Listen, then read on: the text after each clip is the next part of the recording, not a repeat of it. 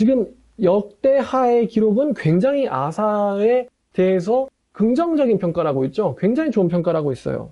자, 근데 이제 16장, 이 16장 해석이 조금 까다롭습니다. 16장 해석이. 자, 아사왕 제36년에 이스라엘의 왕 바아사가 유다를 치러 올라와서 라마를 건축하여 사람을 유다 왕 아사에게 왕래하지 못하게 하려 한지라.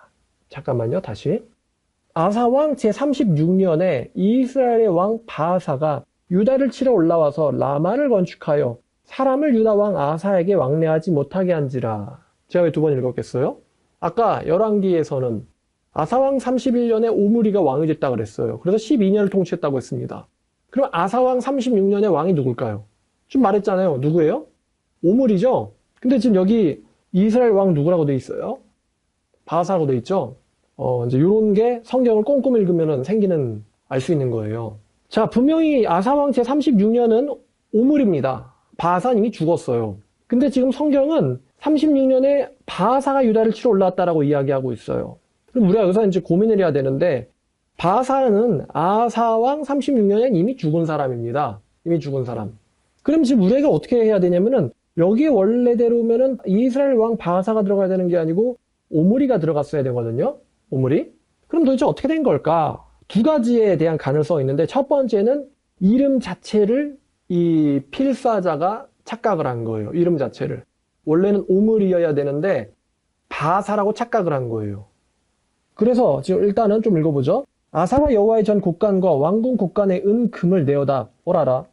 그 아사가 여호와의 전 곡간과 왕궁 곡간의 은금을 내어다가 다메섹의 아람 왕 벤하단에게 보내며 이르되. 오라라. 이러면 돼요, 안 돼요? 안 되지. 그죠? 안 돼요.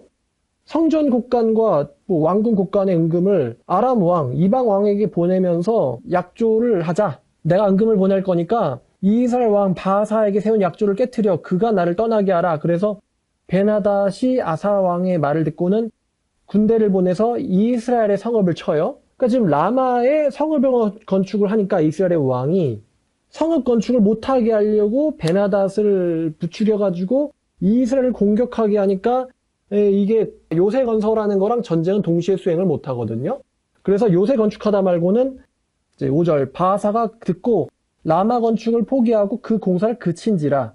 아사 왕이 온 유다 무리를 거느리고 바아사가 건축하려고 쌓아놓은 돌과 제목을 운반하여다가 게바와 미스바를 건축하였더라. 게바와 미스바는 라마 근처의 도시인데 이 도시를 요새화시켰다는 거예요. 니네 도시를 요새화시켜? 내 도시를 요새화시킬 거야. 이거예요. 자, 지금 상황은 이러합니다. 자, 그러면 지금 36년은 바아사가 아니고 오므리란 말이에요. 첫 번째 견해는 이름을 필사자가 착각한 것이다. 고요. 두 번째 견해는 뭐냐면, 전 사실 두 번째예요. 두 번째 견해는 뭐냐면, 여러분 성경이 기록될 당시에 우리가 쓰고 있는 이 아라비아 숫자라는 게 있었어요? 없었어요? 없었단 말이에요. 그래서 숫자를 어떻게 기록했냐면은 이 히브리어 알파벳을 가지고 숫자를 기록을 했습니다. 근데 이 36을 쓸 때에 30에 해당하는 이 숫자가 라메드라는 알파벳이에요. 라메드라고 해서 영상 볼 쪽으로 쓰면 이제 이렇게 생겼어요.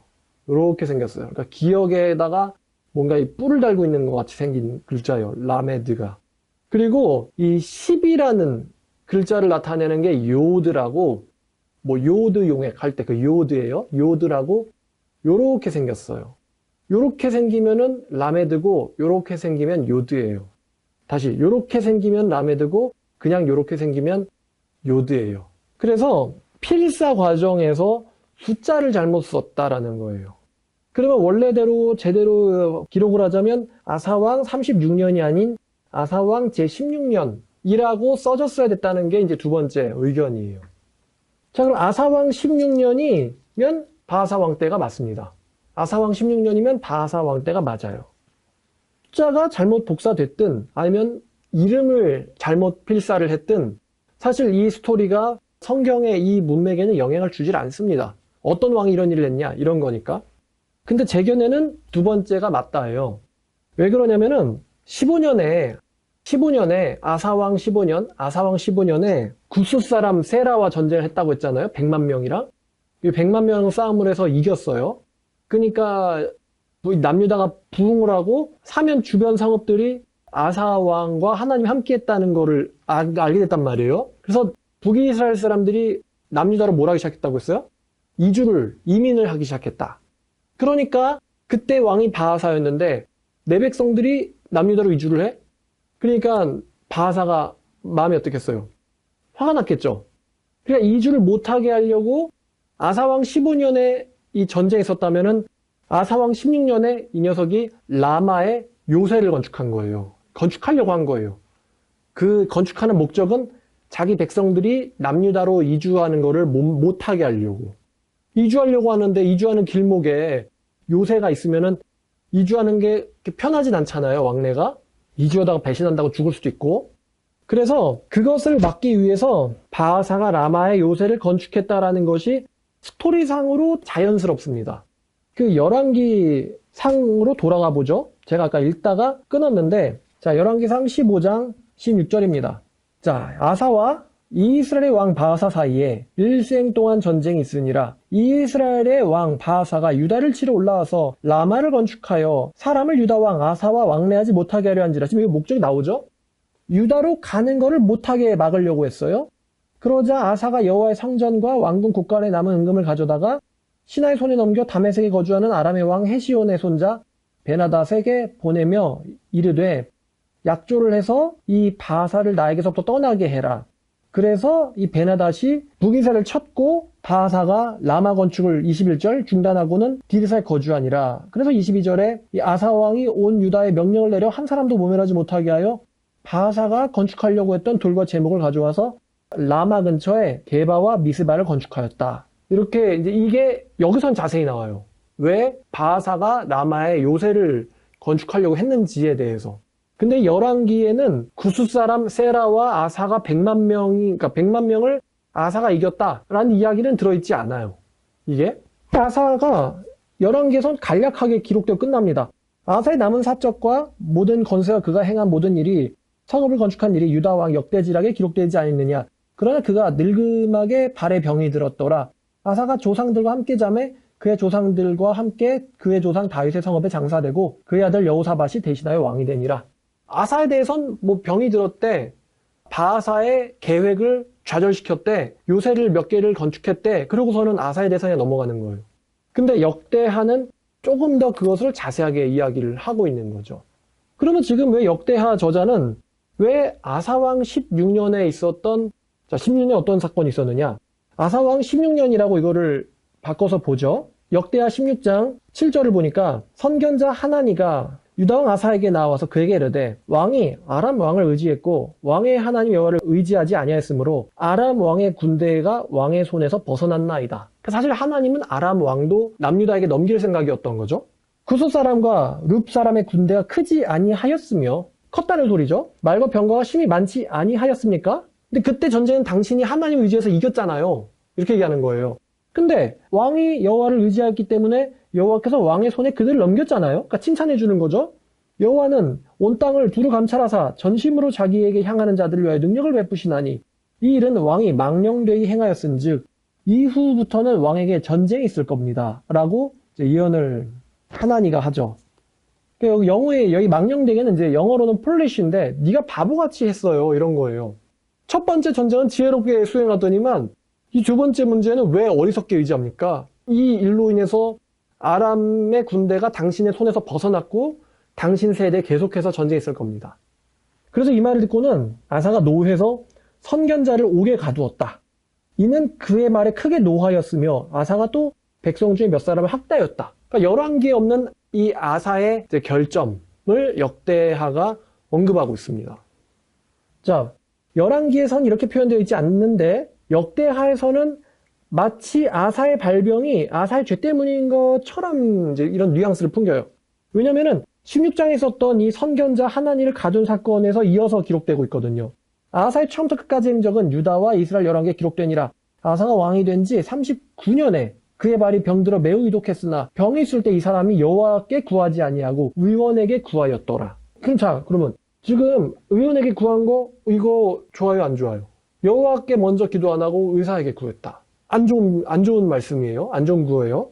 그래서 아사가 왕이 있는 지 41년에 죽어 그 조상들과 함께 누웠다. 결국 42년 뒤에 죽었어요, 아사가. 39년에 병이 들어가지고 40년, 41년에 죽었어요. 그러니까 지금 이 역대하 저자는 아사의 발병에 의한 사망이 아사가 여호와께 구하지 아니했기 때문인 것처럼 지금 얘기하고 있어요. 그럼 지금 어떻게 된 거냐? 이 역대하의 저자는 15장까지 아사가 했던 훌륭한 일들을 기록을 하고 있어요. 그런데 16장부터는 시간순이라기보다는 아사의 결점에 대해서 지금 계속 기록하고 싶어요, 연거푸. 그래서 16년에 있었던 아사가 아람 사람을 의지했던 것. 첫 번째, 네가 사람 의지했었잖아. 두 번째, 39년에 발병 들었을 때 여호와 의지하지 않고 사람들을 의지했었던 것. 아사가 사람들을 의지했었던 것 두 가지를 이제 이어서 기록을 하는 거죠. 그러니까 시간순이 아닌 주제순으로 묶어놓은 거예요. 아사 왕의 결점들에 대해서. 자, 그러면 우리가 열왕기와 역대를 같이 보면은 아사는 장점이 있었던 시대도 있었고, 결점을 가지고도 있었고, 또 장점을 가지고도 있었고, 마지막에도 결점이 가지고 있었다. 장점, 단점, 장점, 단점이 같이 나와요, 아사는. 여호와 의지했다, 전쟁에서 이겼다. 여호와 의지 않았다, 아람 사람을 의지했다. 또 여호와 의지했다, 우상들을 철폐시켰다. 다시 또 마지막에는 또 발병 들었을 때는 여호와를 의지하지 않았다.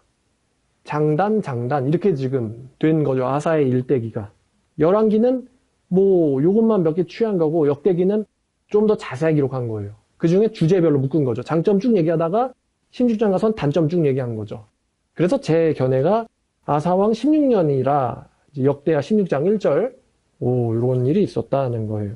그럼 제가 이제 이 정리를 아사에 대해서 정리를 딱 했는데, 아사 이스라엘의 이제 남유다의 3대 왕이에요. 그러니까 세 번째 왕이에요.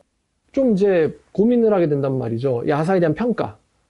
일단 전반적으로 열왕기의 평가는 아사 왕이 굉장히 훌륭한 왕으로 나와 있어요. 열왕기의 평가는. 역대기에서는 훌륭한 왕으로 평가되지만 그의 단점도 언급하고 있어요. 사람이라는 걸 평가하기가 참 까다로운 거예요. 자, 아사의 두 가지 잘못. 첫 번째는 북이스라엘과 전쟁이 났을 때 하나님께 구하지 않고 이방 나라를 의지한 것. 그리고 이것을 경고당했을 때 그때의 선지자를 감옥에 가둔 것. 그 두 번째는 병들었을 때 여호와께 구하지 않고 의원들, 사람들에게 구한 것. 이게 아사의 두 가지 잘못이에요. 아사가 잘한 것은 여호와를 의지해서 전쟁을 수행한 적이 있었고, 남유다에서 우상을 철폐시켰다는 거. 이게 아사의 장점이에요. 자, 아사를 어떻게 평가할 것인가? 선한 왕으로 평가할 것인가? 악한 왕으로 평가할 것인가? 성경의 평가는 선한 왕으로 평가를 하고 있습니다. 자, 그럼 오늘 말씀 이제 다 전했어요. 교훈을 한번 생각해 보죠.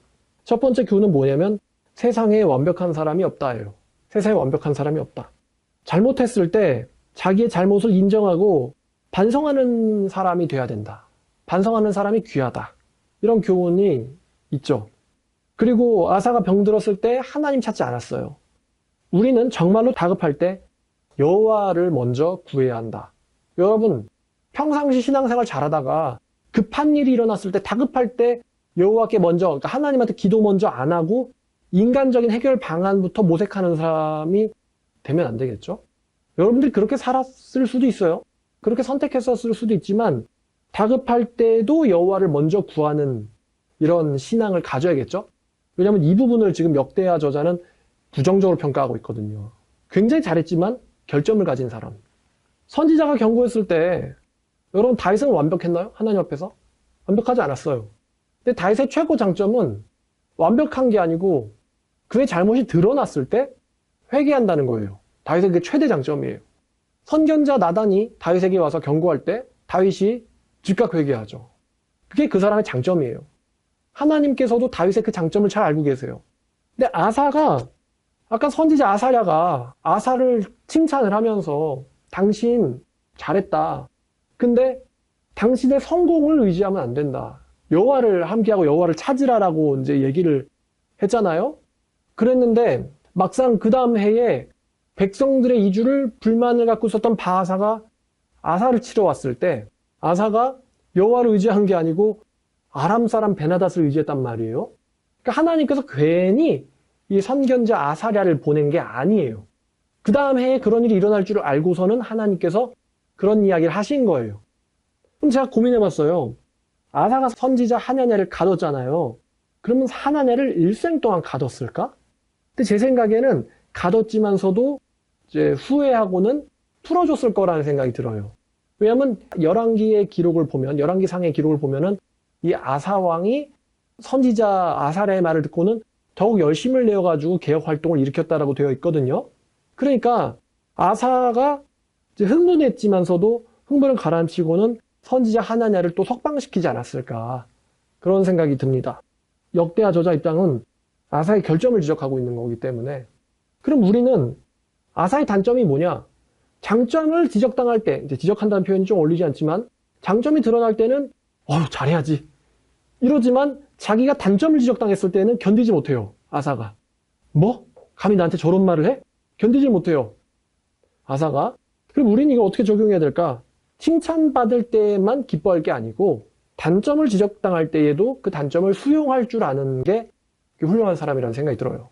아사는 그러질 못했거든요. 단점을 지적당하면 흥분을 합니다. 아사가. 노했다고 나오잖아요, 성경에. 선지자한테 노했다. 말이 돼요, 이게? 다윗은 그러지 않았어요. 다윗은 단점이 지적당했을 때 요압이라든가 아니면은 나단이라든가 몇몇 사람이 다윗에게 단점을 지적한 적이 있어요.